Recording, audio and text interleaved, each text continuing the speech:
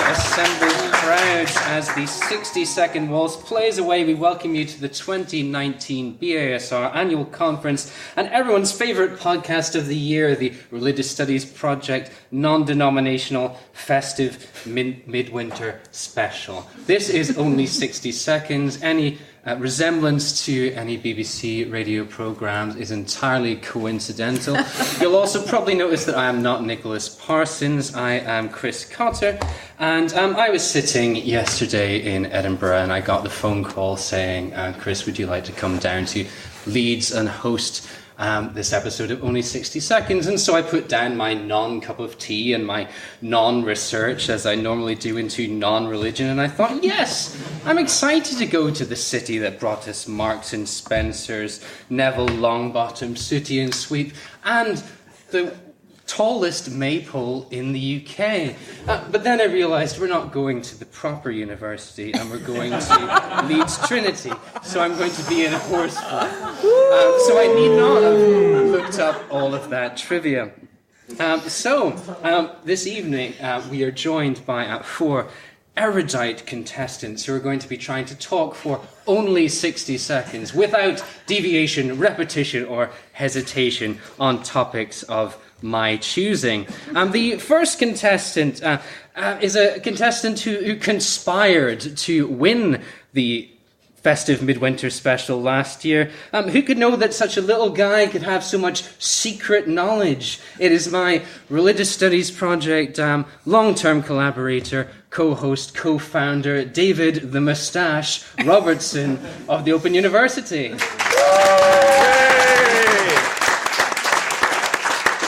And beside David is a woman. The only BS that she brings to a conference is herself. It's a person whose German leadership style has won her admiration on all sides of the Atlantic. We welcome the president of the BASR, Bettina Schmidt.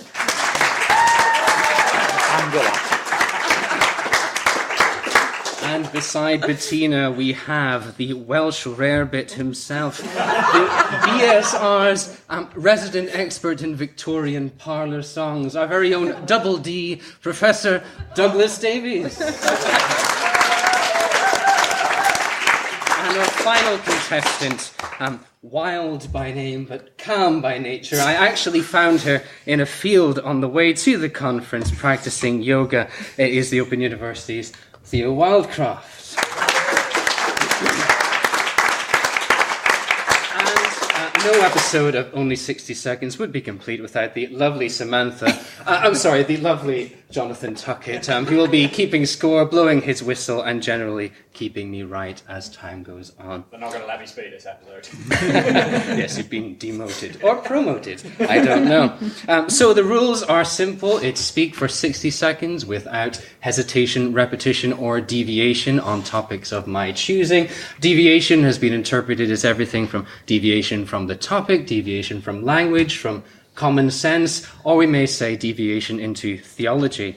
I don't know. We're asking academics here to speak for 1 minute without hesitation, repetition, or deviation, when normally we can't get them to stop speaking after 20 minutes, as I've been discovering today. The points work as follows. You get a point if you are speaking at the end of the minute. You get a bonus point if you manage to speak for the entire minute. Correct challenges, such as hesitation. Excellent. Thank you, Dr. Wildcroft. I will preemptively award you 0 points. Correct challenges result in a point for the challenger. Surviving a challenge results in a point for the person who's just been challenged. But if Jonathan and I decide that a challenge has been witty but incorrect, we may give you both points. So, to kick things off, David Robertson, I would like you to speak for 1 minute or 60 seconds without deviation, repetition, or hesitation on the topic of Gnosticism.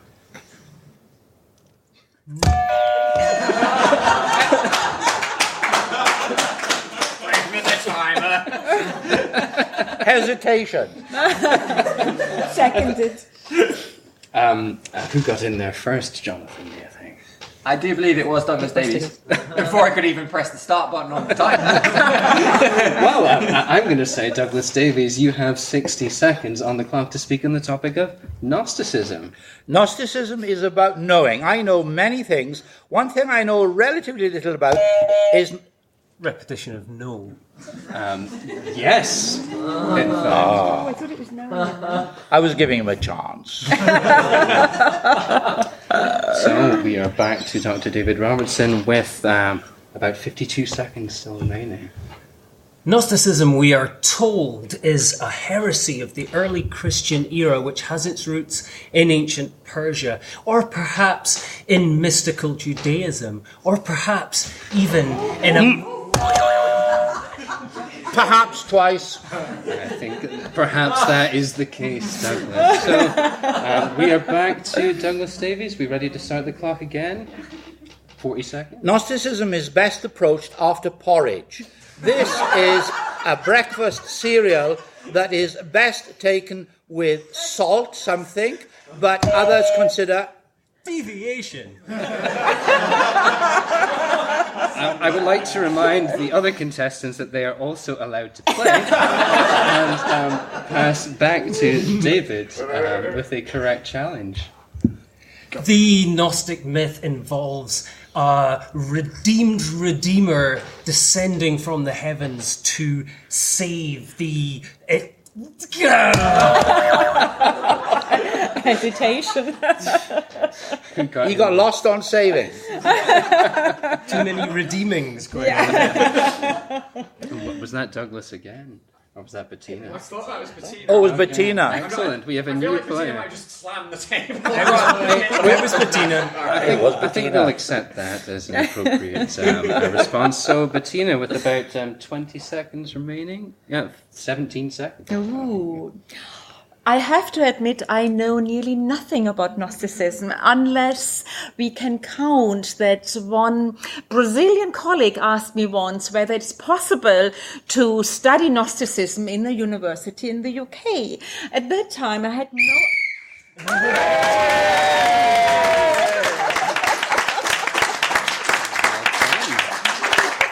So, already some points being racked up on the board there. We can see, it's 2 apiece for Douglas, Bettina and David. Theo, yet to get on the board. What are you going to do about that, Theo? Well, it's not a good idea to overly interrupt our senior colleagues on a regular basis in case they might want to give me a job. That's true. So you're playing the authority game. I'm playing the long game. That is. I hope that your participation in this game helps you with those job applications. Bettina Schmidt, you are up next, and the topic will be spirit possession. This is one of my... can we start? Yeah. This is one of my favorite topics, spirit possession. I can talk about it for ages. When you think about my research in Brazil, when you think of the Candomblé in Umbanda... David thinking too much. That is often a problem. We are over to you, David. Start the clock with 45 seconds remaining. Spirit possession is a situation in which we have spirits and they're involved in possession, and we can talk about it in Brazilian contexts. I am interested in it in a different set of circumstances of the Victorian era, Britain and America, when many What's up, Douglas? Hesitation. I would say so. What was the word that you were looking for there, David? Theosophists. It's a difficult word. Yeah. And is that 38 down or 38 to go? So it's 22 seconds to go. Oh, 22 seconds to go. Douglas, starting now. Spirit possession is a phenomenon of which I have extensive experience.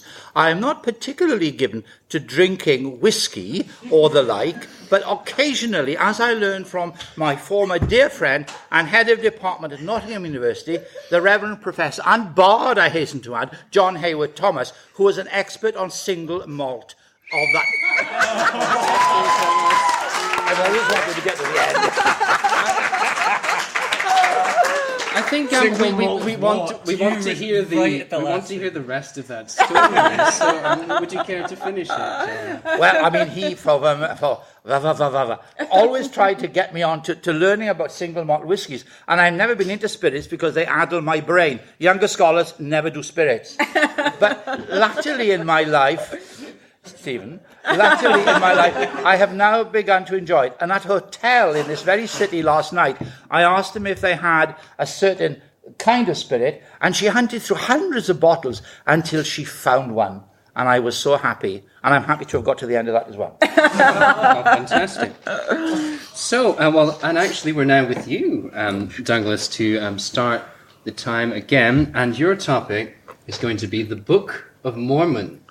The Book of Mormon is a most remarkable volume. It was described by one famous American as chloroform in print. I am not expecting any of you to be familiar with that particular volume, but it is beautiful. It is rather like the Old Testament and the Book of Psalms expanded.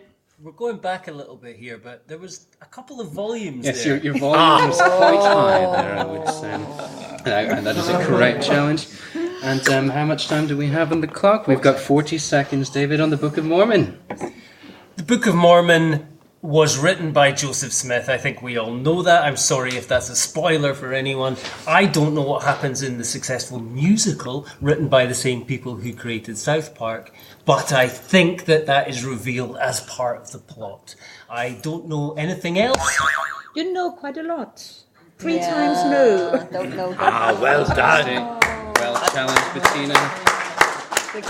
They don't make you president of the BSR for nothing. So, with 20 seconds remaining on the Book of Mormon, off we go. The Book of Mormon is a wonderful example for a very invented tradition that Carol Cusack described in her book. It is a story... Hesitate. Yeah. I wonder if you're, sort of unfairly challenging someone with English not as their native language. There, I don't know. It's possible. There we go. Possible. Careful now. I think we'll take that. I finished So the next one Douglas, in Welsh. with 7 seconds remaining. Oh, Back to Douglas. Off you go. I think it is very remarkable that the Book of Mormon is currently on at Sunderland Empire Theatre. Wonderful three-year-old. Right, so we're going to... coincidentally, the one person who told me they'd been practicing on the train is currently in the lead with 6 points. Bettina and David on 3, and Theo. Well, now's your chance to redeem yourself because this is your starter for 10. Oh, sorry, that's the wrong game. But I would like you to speak for 60 seconds on the topic: is yoga religious? Oh my word, is yoga religious? That really depends on your definitions of yoga. Religious possibly is as well. The problem here we have is how we use words and how they've been used at different times. One of my favourite ways of explaining... There was a hesitation. Was there a hesitation? There was an ah. I was told that I'd be bad at the hesitation. Well, David, well done. He's very mean. It's over to you. That was my only chance for a point. We're not here to have fun. 41 seconds remaining. Go. The issue of whether yoga is or is not a religion is an issue which has come to the courts. Oh, I think Theo tried, but she's got a sticky buzzer. A bad one. There you go. Deviation from the topic. The topic was not, is yoga a religion? It was, is yoga religious?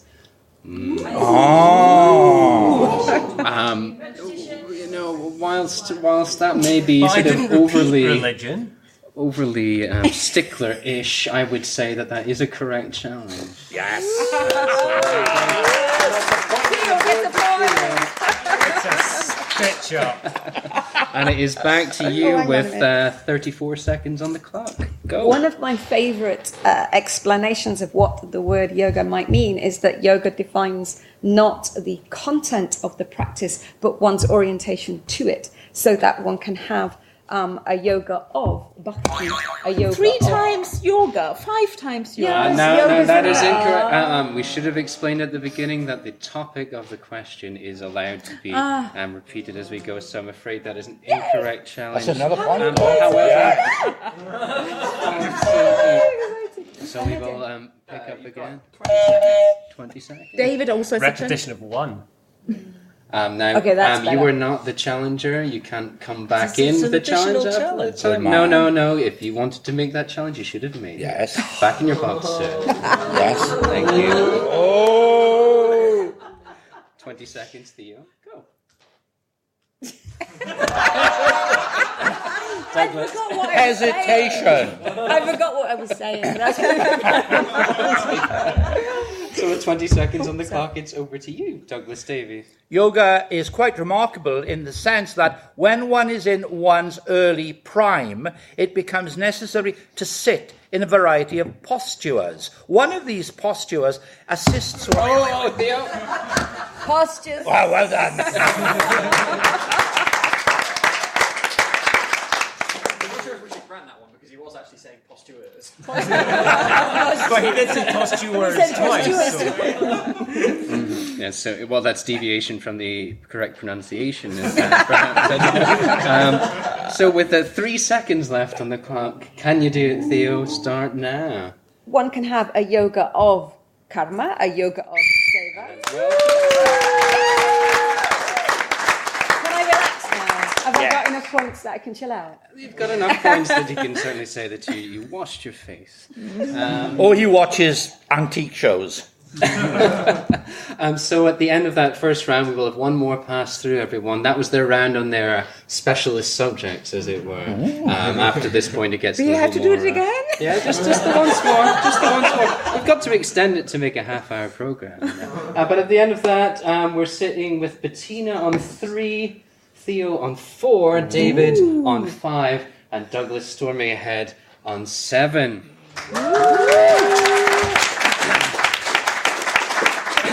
So, David Robertson, I would like you to speak for only 60 seconds on the Church of England. I know nothing about the Church of England beyond that the Queen or King of our country is the head of said Church of England, and therefore we have an interesting situation where our head of government and head of church are one and the same, a very different set of circumstances than we might find in, say, the USA or in France or in Belgium or in Italy or in how many... Oars. Repetition. Orin. Standing in awe of You're you, all in David. awe. So that was definitely a correct challenge there, Douglas. And you have 28 seconds left. This is the second time I have been asked to describe the nature of the Church of England. The first time was when a delegation from the People's Republic of China came when I happened to be president of this august association and asked me what is the nature of this particular ecclesiastical organization. We were sitting in a... Organization. Yes. Repetition. Whoa, well I'm afraid done. Bettina was more organised than you, nature Douglas. as well, actually. And how many seconds do we have remaining on the clock? Oh, it's a very good event, I can tell you. Don't encourage him. With I know 9 the seconds story. remaining, Bettina Schmidt, the Church of England. I am not a member of the Church of England, and I don't want to be a member of the same church. Oh, I think Theo. With Mr. Kibiza. She said member twice. Yes, I will give you that. And how many seconds do we have left? 2.5. 2.5 seconds. Now. The Church of England is an institution.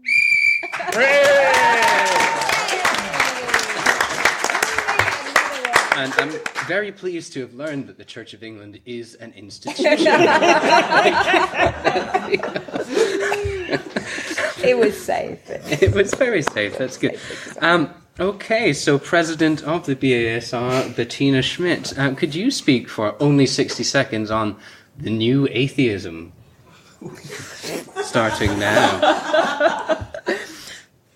the topic, the new atheism, is a very interesting subject of research. When we look at Brazil, new atheism is a new development. Only at the moment 6% or perhaps 7% of the population in this country is describing themselves as belonging to new atheism. However, researchers argue that the number is probably much higher, as many people declare membership to the Catholic Church who in reality are atheist. Hence, Deviation. And would you like to explain? She said the Catholic Church is, what did you say? Atheist. members who say... She said the Catholic Church was atheist. I didn't. This is against the rules in the book. The Book of Mormon, perhaps. No! In the rules for procedure. Mr. Chairman.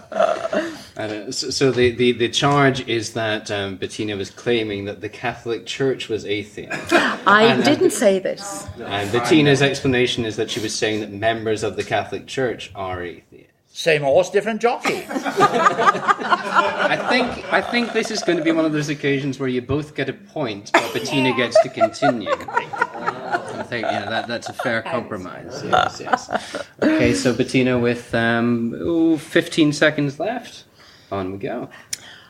I started by explaining that people can be declaring membership to a religion while in reality being a new atheist.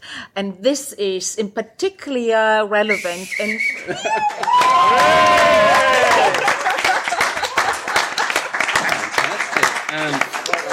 And I think Bettina gets a bonus point for having started that and finished. So that's done very well. Although for Bettina. I will point out that Bettina started 6 seconds late and none of you noticed. Thank you, Jonathan. It was a very long, indrawn breath. I felt. So with only 2 rounds left to go, we have David in last place now. That's changed. With only 5. Theo with 6, Bettina with 7, and Douglas with 9. Wow. So I feel that Nicholas Parsons would have been far kinder to me throughout this game. I haven't heard any benefits of the doubt. I see. Or first-time players of the game. We are all first-time players. You are not the the game. first time. I offered him a cravat to wear, but he said no. David, we rigged the last one for you. We can't do it again. It's true. Yes, now you're doing it entirely on your own merits. And that's why you're not hosting again, Joe. So, Douglas Davies, your topic for this 60 seconds is Emil Durkheim. Emil Durkheim was born in 1858 and is, in fact, my intellectual hero. Amongst the many facilities that he brought to us was the concept, indeed, of homo duplex, that society is present in us, we are aligned with it. Unfortunately, later in life, Emil Durkheim, subject of the topic, lost his son. This is very sad, because Durkheim, who said to us that society is our refuge and strength, no longer found it to be such a place of safety. This is profoundly sad. We can empathize. Bettina. Twice said.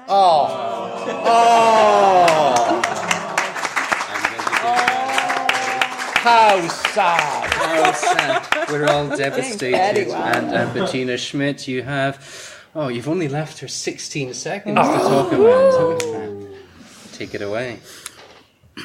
Emil Durkheim was inspired by the Dreyfus affair to focus on the discovery of the anti-Semitism in France because of the incident. Hesitation. You did give a few benefits of the doubt. I saw your hand. I was hovering.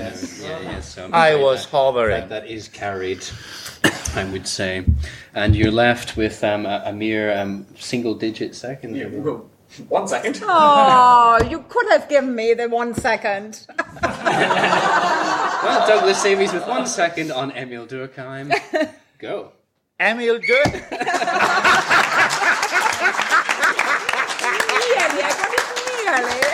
I know. So, What a hoot. what a hoot, says the man storming ahead into the lead. Just to recap for our listeners at home and around the world, David Robertson on 5, Theo Wildcroft on 6, Bettina Schmidt on 8, and Douglas Davies on 11. But there's still a chance. Your final topic, Theo Wildcroft, is, for 60 seconds, the BASR. The BASR, as we all know, I hope, stands for the British Association for the Study of Religion. And I'm hoping you know a lot of this here, about this here, because we are all, in fact, members. Repetition of all. And I was going to say deviation from truth because we're probably not all members. But will be very soon. Obviously. Sign up. But David, that is a correct challenge, and you have 45 seconds left. Go. The British Association for the Study of Religion is, I believe, the oldest such professional organisation in Great Britain, and was one of the first such local branches of the IAHR, the International Association for the Study of Said Subject, which was formed in the 1950s. Well, the aforementioned... What are we going with? Deviation lostness. And a few aforementioned as well. A few aforementioned. So it was deviation, hesitation, and repetition. We thought we'd let you have the full set. And I like I'm surprised I got away with it as long as I did. I like that my contestants are doing my job for me because my banter is all but dried up. We have 19 seconds left on the clock. Douglas Davies, the BASR. Theo? Or did it first? No, it was no. Douglas got it. When I was a young man and a member of this august body, it was not in actual fact called the British Association for the Study of Religion, but it was called the something or other for the history of said discipline. And there was, in fact, a considerable... Deviation from the subject. And hesitation. Deviation from the subject. You're not speaking about the BASR then, are you? There we go. We'll take that. And Theo Wildcroft, I think you may have a very short time left to speak. Another 1 second. How are we going to do it? Is the BASR an institution? Off you go. The British Association. Hesitation. Oh, no. Come on. No benefit of the doubt. Points to Theo. Yeah. Well, it seems that we have reached the end of our evening's entertainment, and everyone managed to do fairly well, I would say there. We have, in bringing up the rear, David, you've fallen from grace. Where is your secret knowledge now? I'm waiting for the redeemed Redeemer to bring it to me again. So we have David Robertson on 6. Theo Wildcroft and Bettina Schmidt tied in second place on 8, but Good. It gives me great pleasure to say that our winner today with 12 points is a phenomenal performance from Professor Douglas Davies. Thank you very much. Thank you very much to our studio audience at Leeds Trinity University, which, despite my slightly rude jibe earlier, is a wonderful institution that's providing us with an excellent conference this week. I believe the bar is open until midnight, so please go back, enjoy, and as we always say in the Religious Studies Project, and you can all join me, thanks for listening. Thanks for listening. Hey, fantastic.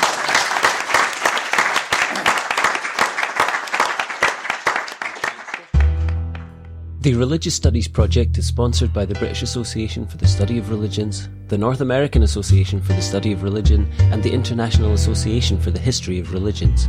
The Religious Studies Project is produced by the Religious Studies Project Association, SCIO, a Scottish charitable incorporated organisation, charity number SC047750. Brought to you by editors Brianne Fallon and David McConaughey, and founding editors Chris Cotter, that's me, and David Robertson, that's him.